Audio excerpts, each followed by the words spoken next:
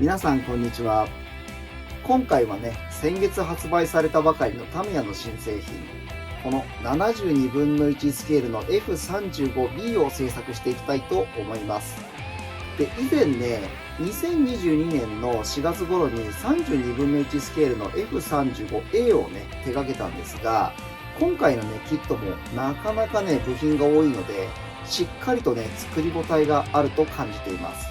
でちなみに、うちのね、チャンネルで発売されたばかりのキットを制作レビューするのはね、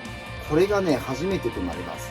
で今回はね、箱出しから完成までご紹介していきますので、ぜひ最後までお楽しみください。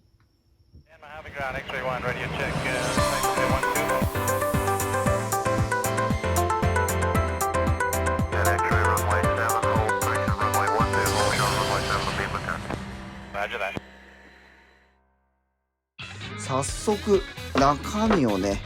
見ていきましょう。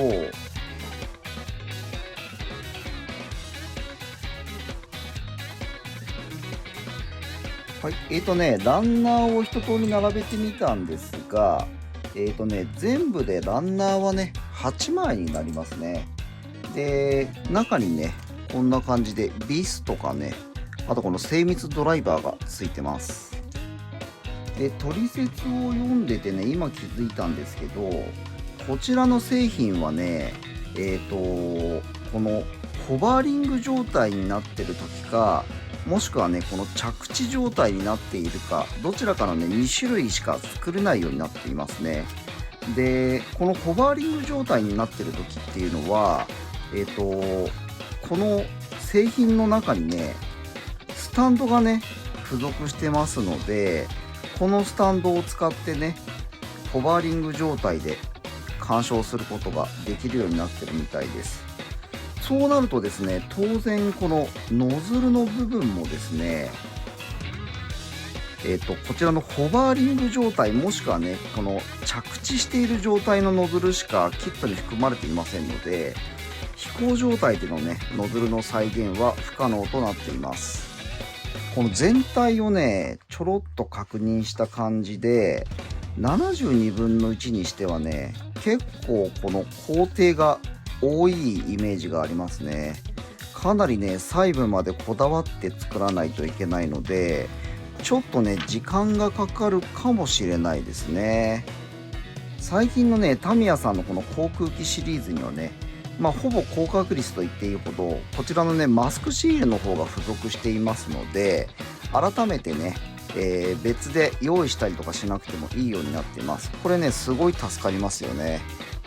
いつもだとねタミヤさんの製品はこの後ろのページのところにね何タイプかこの完成する種類の機体がこう書いてあったりとかして、自分で選べるようになってたんですけど、こちらのねマニュアルにはそういったものは一切記載されていなくて、これとはね別にですね、別紙でねこのカラーの見本がついてるんですよね。でこちらの方がねカラーで見やすいですし、であとねこれこの図がですね製品のこの大きさとね 111% のね縮小率で印刷されているので、これイメージがね非常につかみやすいものになってます。で完成する際のこのバリエーションがですね A、B、C、D、E とありまして、でD とね E に関しては D がねイギリス空軍で E がねイタリアの海軍で、完成できるみたいですね。で今回ね私の方で選ぶのはこちらのね A タイプの仕様で作っていきたいと思います。別にね特に理由はないんですけど、なんとなくちょっとデカールがねかっこいい感じがしたんで、今回は A タイプで作っていきたいと思います。この F35 はね通常の戦闘機プラモと製作工程が違うところが結構ありますね。まずねインストの最初の工程に機体の内側の塗装をします。次にね途中に座席を除いたコックピットの製作があって、ノーズ部分や機体の内部構造を完成させた後に、中盤頃になってねやっと機体の貼り合わせる工程になります。では一応ね取説通りにまずはこの機体の内側からね塗装の作業入っていきたいと思います。でね、一応その状況に合わせてちょっと多少ね、工程を飛ばしたりとかね、また元に戻ったりとかして一応効率よくね作っていきたいと思います。ちょっとね機体を貼り合わせてみたんですけど、なんかねやっぱねこれサイズ感が72分の1だけあってね、卓上サイズで結構小さいですよね。ただね、もともと F35 はこの小さい機体なんだなっていうのがよくわかるのが、これ先日動画でも紹介した F15C になるんですけど、こちらとねこう比べてみるとね、やっぱ全然機体の大きさが全く違いますよね。F35 の方がね一回り小さいのがよくわかります。はい、とりあえずちょっと大きな部品だけフラットホワイトで塗る部品を今ね切り出してみました。でね、これねやっぱすごいですね。造形がね細かいですし、でこのねパーツ割りが素晴らしいですね。ちょっとね一旦仮組みしてみましょう。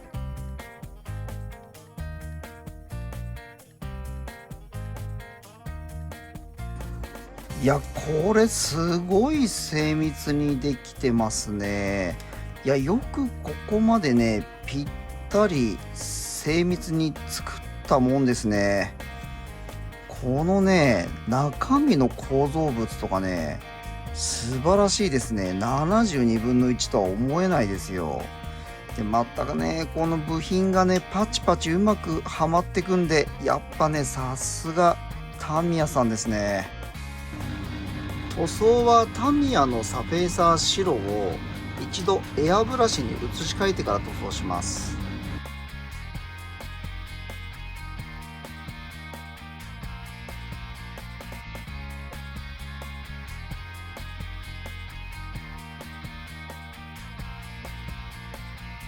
機体の下地塗装ついでに機体の内側の細かい塗装もね仕上げてしまいます。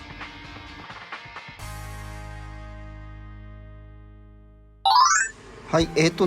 中のこの構造物もね少し色をつけていきたいと思います。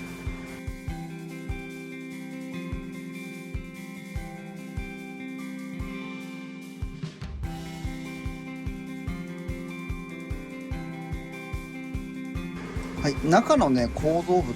装が終わったんですけど、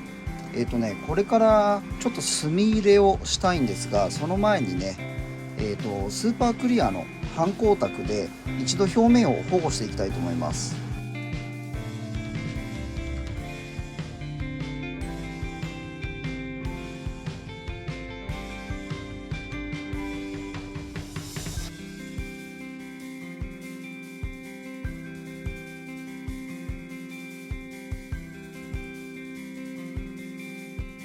コックピットのね取り付ける工程が次にあるんですけど、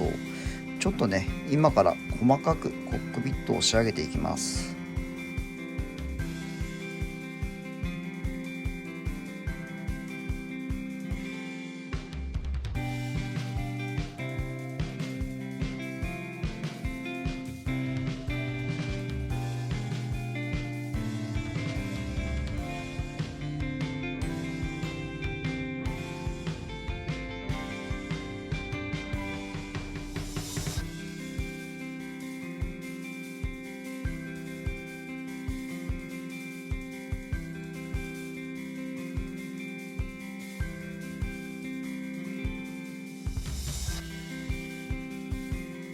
次の工程でランディングギアの取り付けがありますので、今のうちに完成させておきます。はい、完成しました。裏面の塗装の方もねもうこんな感じで終わらせてあります。でね、一緒に表面もねこの辺とかフラットホワイトに塗る指示だったので一緒に終わらせておきました。でこちら側もですね、表面この辺とかねフラットホワイトで塗る塗装指示でしたので終わらせてあります。でね、この辺のね内部構造の部品とかですね、もう実はね結構塗装の方をね終わらしてあったりとかするんですけど、この辺をね、機体の中の方に取り付けていって、最後にね機体を貼り合わせしていきたいと思います。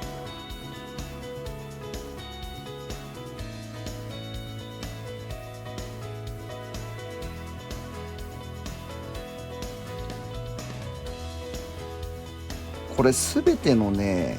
プラモデルに入れてるんですけど、接着する面のねこの塗装をあらかじめ最初に落としといた方がね接着が強くつきますので、これはね接着する前にねできれば落とした方がいいですね。タミヤさんのねプラモデルはねやっぱほんとすごいですよね。こういうね本来ね組み上がってしまうと見えないところまでねしっかりとね作られるんですよね。で本当ね私タミヤ信者でも何でもないですけど、本当ねお世辞抜きですごいと思います。で私ね別に飛行機とかそんな詳しいわけじゃないんですけど、このね中身のねこの構造がね組み立ててる時にねなんとなくこうやって動くんだとかね勉強になるところがかなりありますよね。はい、翼の両翼端に 0.8 ミリのね穴を開けるように指示がされてるんですけど、多分これハードポイントとかをねつけるための穴だと思うんですけど、よくね私もねこの取説を読まずにねこの貼り合わせをしてからね穴を開けることに気づいてしまったりとかすることが結構あるので、ほんとね取説はねよく読まなきゃダメですね。ベースを取り付けるためのナットになります。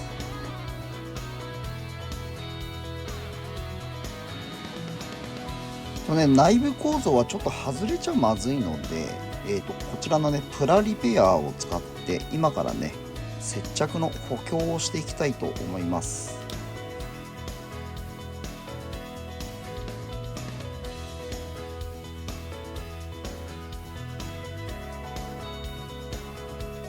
ではついにね機体を貼り合わせていきたいと思います。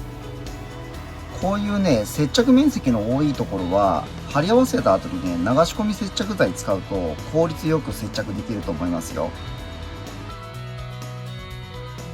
いやーしかしねこの製品はほんとよくできてますよね。72分の1なのにねまたほんとね造形が細かいんですよ。でねこの構造もねやっぱりねこのタミヤならではというかしっかりね見えないところまで作り込みがされてて、作ってる時にね構造がよくわかりますよね。なんとなくねここにおそらくエンジンがついてるんでしょうね。でこのエンジンが回転する力を使ってこの中のねこのファンのようなプロペラなんでしょうね、こちらが回ることによって上からね吸気して下から吐き出すっていう仕組みになってるんでしょうね。でこの後ですね機体のこの表面をね塗装とかしていくんですけど、まずねちょっと表面をね3000番のスポンジヤスリで軽く慣らしてから塗装の作業に移りたいと思います。今ね製作しているこちらの F35 はですね展示用にねこちらのベースがついているんですけど、これがねちょうどこのナットがついているところにですねこんな感じでビス止めでこう止まるようになってるんですね。でただね最近ちょっとね私の方でハマってるこのプラッツのですねアクリル製のこのスタンドの方がちょっと見栄えがいいので、今からねこれが取り付けができるようにですねこのちょうど今ね矢印を打ったところにマグネットをね取り付けていきたいと思います。まずは 0.75 ミリでね下穴を開けます。はい、次に 1.3 ミリですね。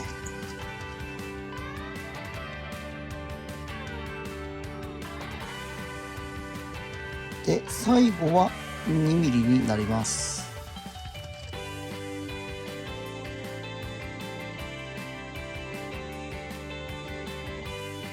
これ磁石にね、N 極と S 極があるので、機体の方にね、向く側の面をね、こうやってマジックでね、黒く塗りつぶしておきましょう。そうするとね、間違いはないと思います。で、接着はですね、こちらの瞬間接着剤ゼリー状のタイプですね。この穴のところにつけておいて、この黒に塗られてる方がね、機体側に向く方なので、こっち向きですね。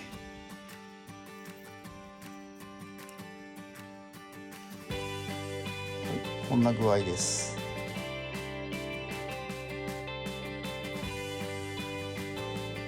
取り付けがね、終わりました。このね、3箇所にマグネットが入ってるんですけど、こんな感じでね、スタンドのこのアームがね、収まるようになります。で、もうね、基本的にはこれで落ちないと思うんですけど、で、この土台にセットするとね、こんな感じで。でね、これで自分のこの好きな角度にね、調整することができます。見た目もね、なんかこっちの方がいいような気がするんですよね。ではね、この3000番台のスポンジヤスリで軽くね、表面を整えていきたいんですけど、水溶きでちょっとやっていこうと思います。まずこのスポンジヤスリにね、水を吸い込ませておいて、で、なるべくね、よく絞り取っておきます。で、この表面をね、こんな感じで円を描くようにしてね、で、このなるべくこのサフェーサーとかね、他の塗装が乗っかっちゃってる部分のね、この際の部分ですね、この辺を中心に磨きをかけていって、あと全体的にね、表面を撫でていくような感じで磨いていきます。あんまりね、強くやりすぎちゃうと、このモールドとかもね、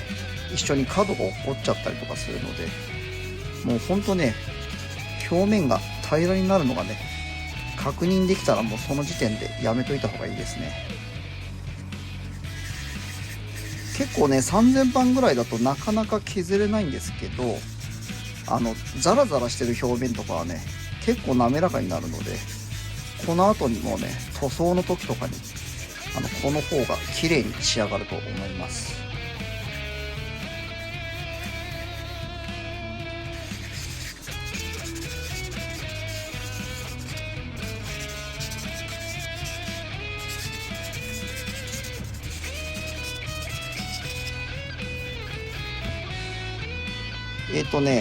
この機体をね、塗装してしまう前に、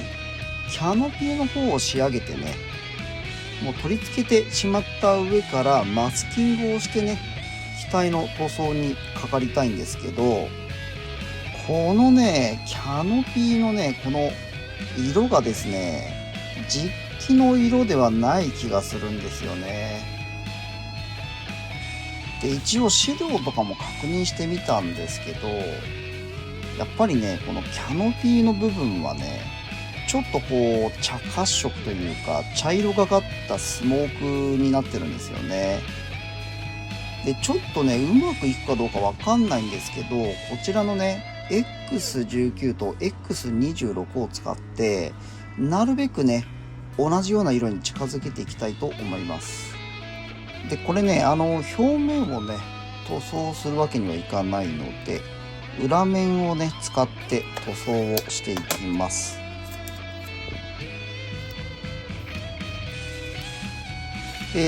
今、X19 を3に対して、X26 をね、1を加えた状態で調色したんですけど、ここにね、X22 のクリアを入れて、表面にね、ちょっとツヤを出していこうかと思います。あんまり意味ないかもしれないですけど、多少ね透明感がこれで補える可能性もあるので、どのくらいかな、2ぐらいですかね。比率的には2ぐらいだと思います。なんで結局 X19 が3に対して X26 が1で X22 が2ぐらいですね。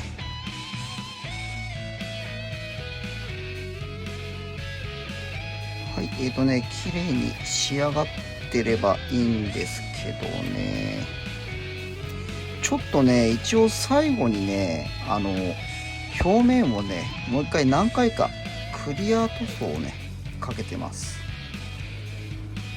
あ、でもなんか、なかなかいい色に仕上がったんじゃないですかね。これをね、ちょっと一旦機体の方にね、取り付けてみましょう。あ、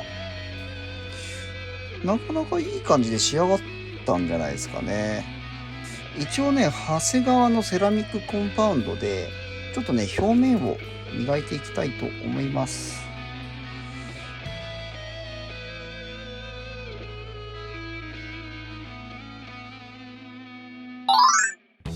ではね、コックピットの方を仕上げていこうと思います。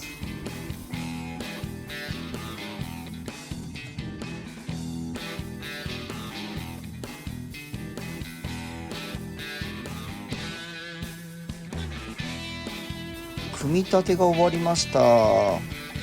72分の1スケールなのにね、なかなか造形が素晴らしいですよね。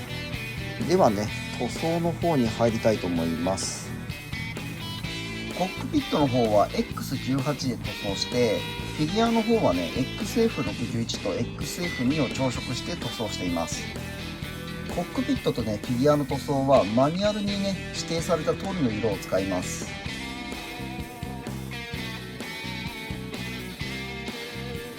取説にはね結構細かい箇所まで色指定が入ってるんですけど、これねちょっと肉眼で塗装するのはなかなか大変な作業ですよ。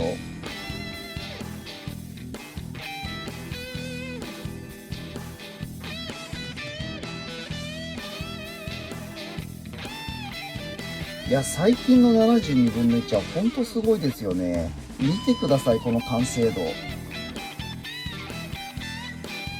これ今知ったんですけど、このマスキングシートはね自分でデザインナイフで切り取る必要があります。 LP65 を使って光が透けないようにね下地塗装をしておきます。でその上からね LP85 を塗装します。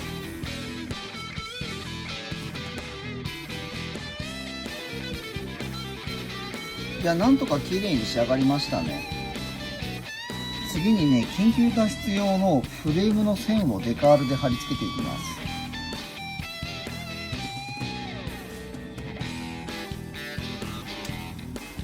次はねこのパイロットを乗っけるんですけど、こういう接着面がねちょっと不安定になってる場所にはこちらのねタミヤのマルチパーパスセメントを使います。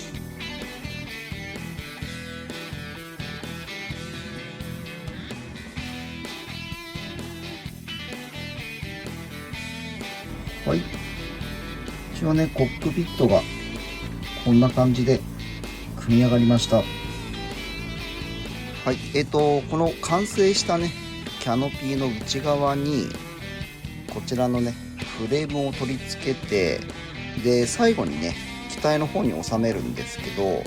プラ用のね接着剤を使っちゃうとねクリアの部品を犯してしまうので、これからねタミヤのマルチパーパスセメントを使います。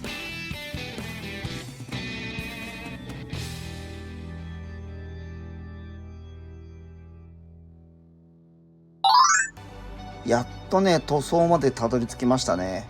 今からねマスキングの方をして全体塗装をしていきたいと思います。こんな感じでねスポンジで穴を塞げるところはね最初に塞いでおいた方がいいと思いますよ。じゃあまずねこちらの LP85 をね塗装していきたいと思います。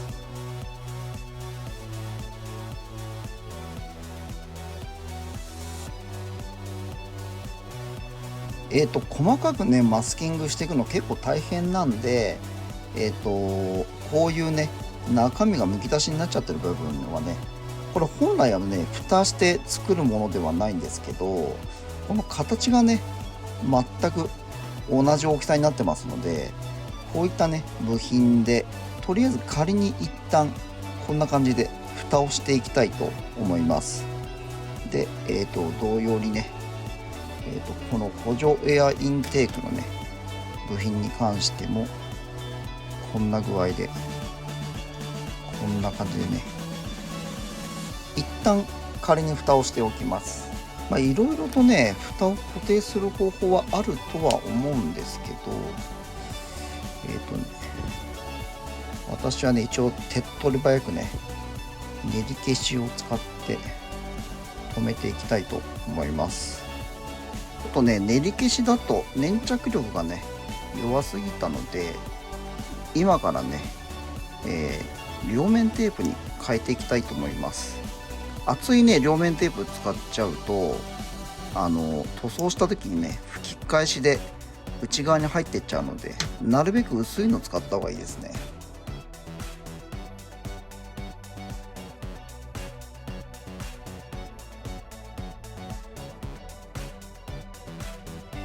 マスキングの方が終わりましたので、これからね、下地の方の塗装をしてからですね。で塗装はねこの指定色の LP85 で塗装していきます。でちょっとまずはね塗装を下地塗装をねしてしまう前にね表面をね、こんな感じでプラクリーナープラスを使ってね油分だったりとかを落としていきたいと思います。軽くかけておきましょう。マスキングが剥がれちゃうとちょっとまずいので、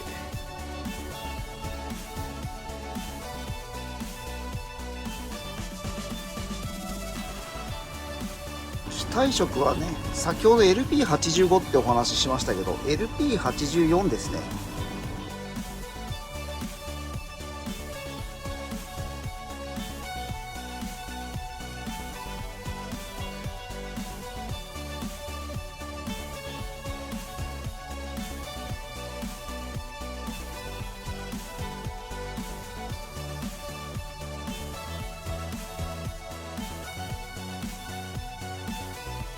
なかなかねうまくいったんじゃないですかね。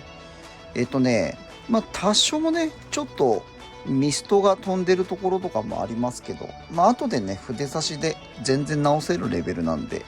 とりあえずね機体の方のね基本塗装はこれで終わりにします。もうだいぶね製作も中盤は過ぎてますね。で今日はですねこれからこちらのこのノズルの方を仕上げていきたいと思います。こういうね丸い部品のバリを整えるときはこの部品の形に沿ってねヤスリを動かしていくと綺麗に仕上がります。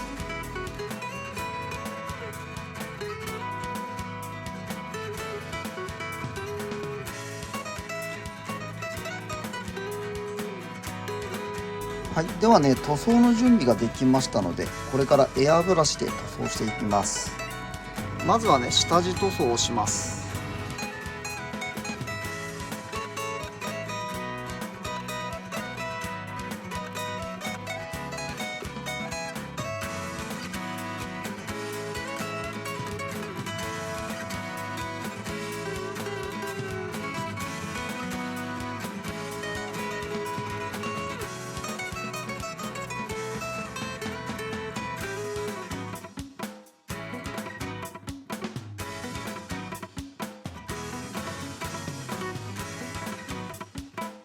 いやこのねノズルの再現はね素晴らしいですね。これなかなかね繊細な仕事してますよ。続いてメインのランディングギアを作っていきます。このリアのねランディングギア一式を作るときにねちょっと気をつけないといけないのが、このホバーリング状態になってるか、もしくはねこの着地状態になってるかによって使う部品がねちょっと微妙に違うみたいですね。多分なんですけどこちらのねこのサスペンションのストロークの違いがあるみたいですね。で同様にねフロントの、ランディングギアの方もねこのホバーリング状態で作るのか着地状態で作るのかによってね部品が違うので注意が必要です。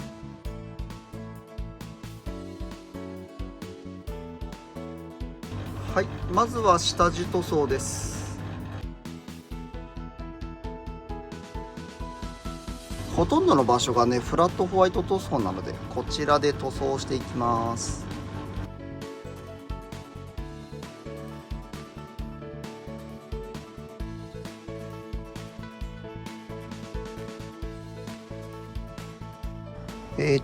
タイヤの塗装をしていくんですけど、こちらはですねこの既製品のねマスキングを使っていきたいと思います。まずはね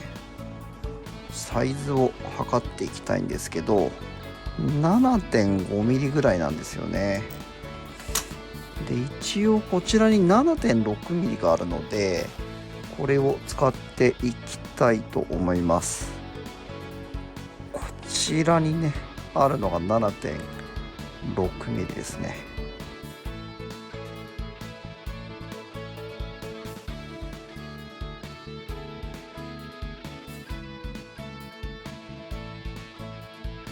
ちょうどいいですね大きさ的にね。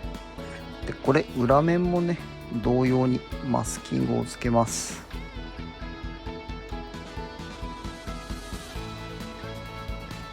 このね配給パーツから出てるねこの円で切られたねマスキングはこんな感じでね結構いっぱい種類出てるので、これ持っとくとね飛行機模型だけじゃなくてね他のプラモデル作る時も結構便利ですよ。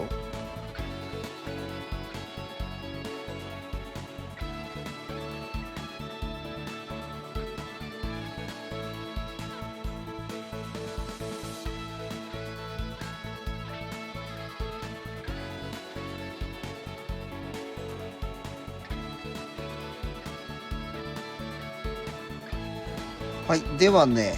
このランディングギアをね機体の方に取り付けていきたいと思います。これこの形がね作りがすごいしっかりしてて、この土台のねこの隙間の中にねこのちょうどくさび型になってるやつをこう差し込んでいくようになってるんですよね。これはねしっかりしてるんでなかなかね取れなくなると思いますよ。別にねいつも適当に作ってるわけじゃないんですが、今回はねちょっとこの並走の方をね少しちょっと丁寧に作ってみたいと思います。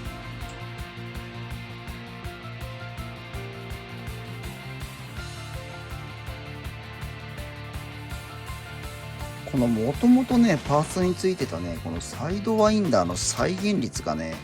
なんかちょっといまいちなんで、今からね少し加工をしていきます。まずはねこんな感じでノズルの部分をね切り離してしまいましょう。でこれ寿屋のねオプションパーツになるんですけど、これのねこの部分かな、これを使います。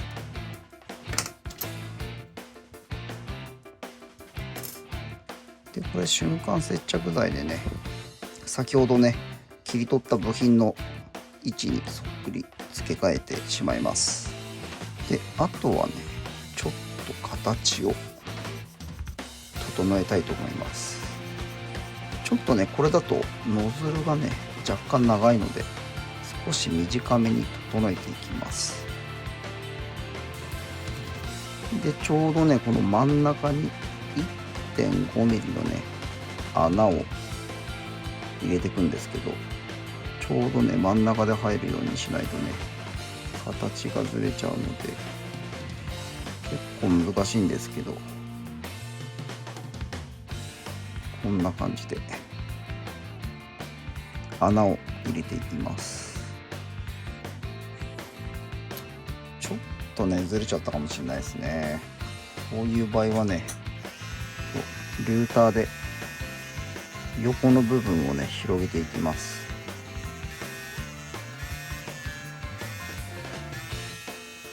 なかなかいい感じにできたと思うんですけど、どうですかね。でこの先端の部分にねカメラがついてるんですよね。なのでこれをね先端をちょっとね削り取ってしまいます。もう一種類の方のね AIM-120 っていうミサイルもねこちらもノズルの方をね同様に再現していきたいと思います。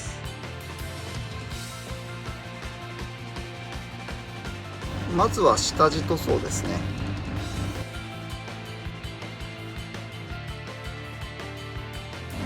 はい、次は LP37 を使います。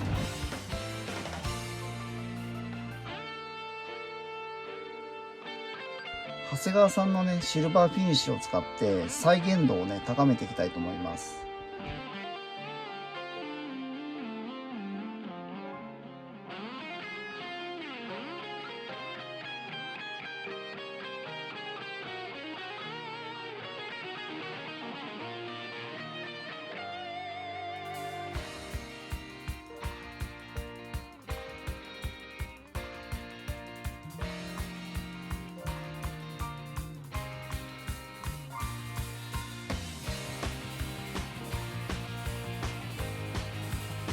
このサイドワインダーのですねこの先端の部分にね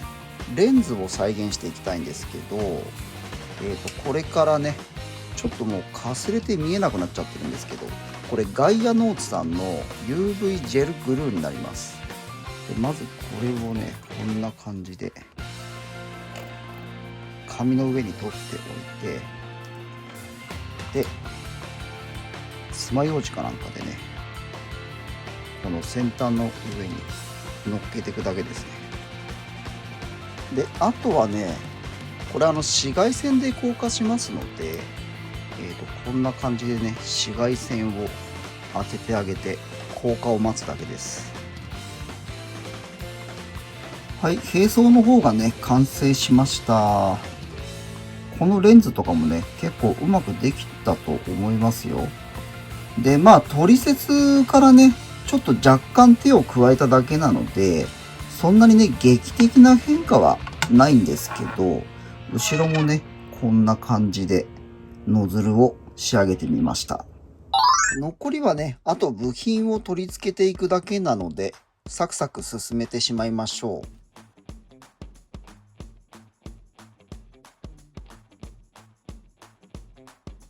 あらかじめ最初にねこの前輪のねこのランディングギアの部分を取り付けてあるんですけど、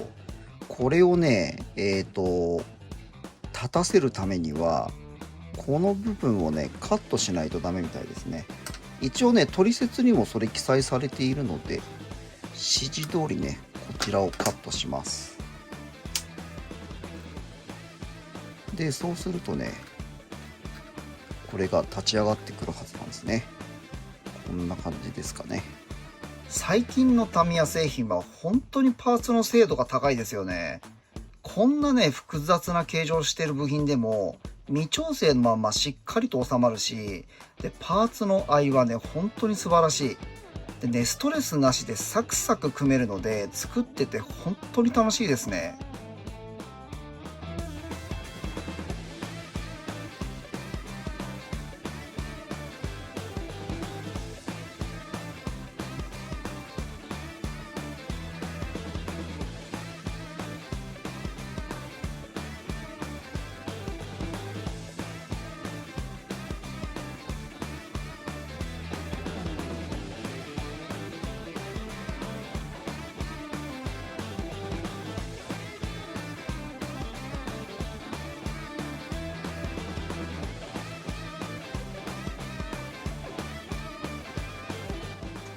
だいぶ出来上がりましたね。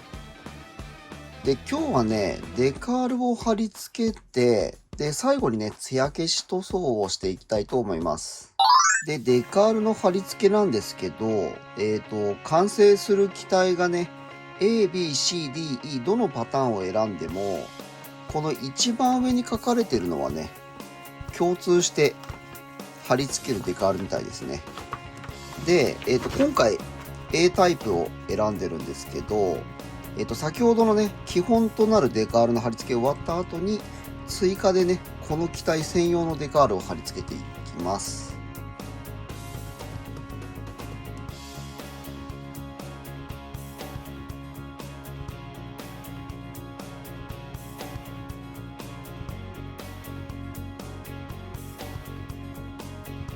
いやー、これ舐めてかかってたんですけど、今ね、ちょうど機体のこの背中の部分と、あとこちらのお腹の部分ですね。こちらのデカールの方が貼り付けが終わったんですけど、結構このね、貼り付けたね、箇所がね、多いんですよね。で、残りね、あと左の側面と右の側面ですね。こちらの方を仕上げていきます。私はね、このデカールを貼り付けるときは、この表面のね、部分だけをこんな感じで剥がしておいて、で、水につけておきます。こうすることによるメリットはね、このデカールがね、台紙から剥がれるのがね、早くなるんですよね。ハサミとかね、カッターを使って切り込みを深く入れると、台紙が粉々になってしまうことがあるんですよね。だけど、デカールをこうやってね、剥がすことによって、デカールの番号が残ってるとね、後でね、何を使ったのかがね、わかんなくなってしまった時にね、簡単に判明できるんですよね。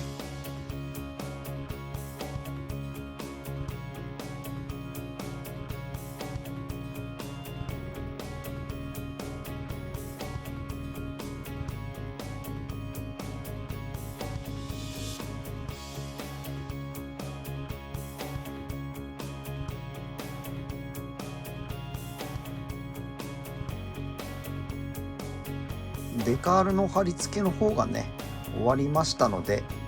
今からね、艶消しのトップコートを塗装していきたいと思います。最後のトップコートはね、こちらのミスターホビーのスーパークリア艶消しを使っていきます。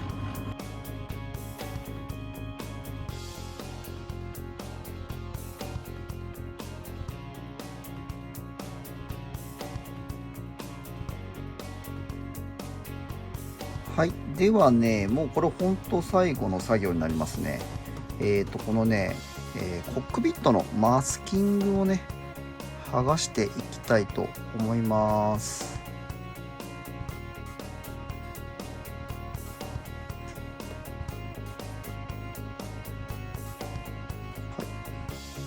はい。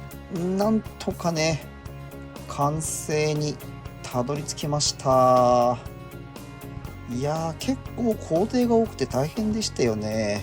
でね、このF35 にはね、キットの中に、こちらのね、スタンドがついているんですけど、これをね、ここにナットがついてて、ここにね、こんな感じで取り付けることができるんですね。ちょっと今、ネジをね、はめてみますけど、はい、こんなもんかな。外れないね、これで。はい。これでね、このホバーリング状態で展示させることができるようになります。で、一応ね、ちょっと私は、最近ね、個人的にハマってるアクリルのね、スタンドを取り付けられるようにマグネットをつけましたので、こことこことここの3つですね。ここにこんな感じでアクリルのスタンドをつけて、でベースに設置をすると。そうするとね、こんな感じでホバーリング状態を再現できます。こっちの方がでも見た目やっぱりいいですよね。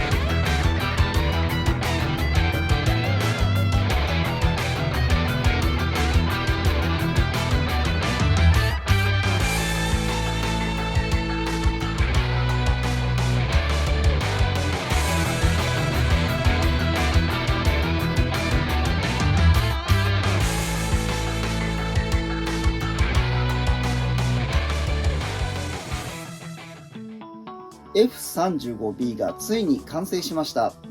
サイズはね、72分の1スケールなんですが、制作内容はね、32分の1スケールのモデル、もしくはね、それ以上に感じるほどのボリュームがあり、難易度もね、かなり高めです。で、それにもかかわらず、このキットはね、非常によくできていて、機体のね、各部品が精巧に再現されています。組み立てる際もどのパーツもぴったりと機体にフィットするので、作業中にストレスを感じることなく終始楽しむことができます。完成した時の満足度はね、本当にひとしおだと思います。特筆すべきは実験の再現度の高さです。まるで本物の F35B が卓上でホバーリングしているかのような臨場感を楽しむことができます。で、特に内部構造の再現は見事で、ボンベイやコックピットはもちろん、フィギュアに至るまでの細かいディテールが忠実に再現されています。これらの細部へのこだわりは模型ファンにとってはたまらないポイントです。ただし、このキットは初心者向けというわけではなく、特に最近プラモデルを始めたばかりの方には難易度が高く感じられるかもしれません。塗装の指定が非常に細かく、筆塗りでも精密な仕上がりを求められます。さらにデカールにはコーションプレートが多く含まれていますので、それぞれの貼り付けにはね、時間と労力がかかるため、じっくりと取り組む必要があります。加えて、完成までに使用する塗料の種類も豊富で、特定の色が手元にない場合は、塗料を揃えるための初期投資が必要になります。ただ、それらを踏まえた上でも、このキットを完成させた後の満足度は非常に高く、しかも定価わずか4200円で、これだけのクオリティと充実した内容を考えると、コストパフォーマンスの良さには本当驚かされます。さすがタミヤさんと言わざるを得ません。同じ72分の1スケールでも、長谷川さんのね、緑箱だったりとか、赤箱のように短時間で完成させられるキットではありませんが、最新のプラモデルの技術の進化をね、肌で感じることができますし、経験豊富なモデラーにとっても腕試しにちょうど良い挑戦になるはずです。少し手強いキットではありますが、その分完成した時の達成感は格別なものがありますので、ぜひ挑戦してみてください。ご視聴いただきありがとうございます。このチャンネルでは私が作りたいと思うプラモデルの制作過程を配信しています。何かリクエストがあればお気軽にコメントをしてください。Twitter や Instagram もございますので、そちらのフォローもよろしくお願いいたします。気に入っていただけましたらいいねボタン、そしてチャンネル登録をお願いします。また次の動画でお会いしましょう。バイバーイ。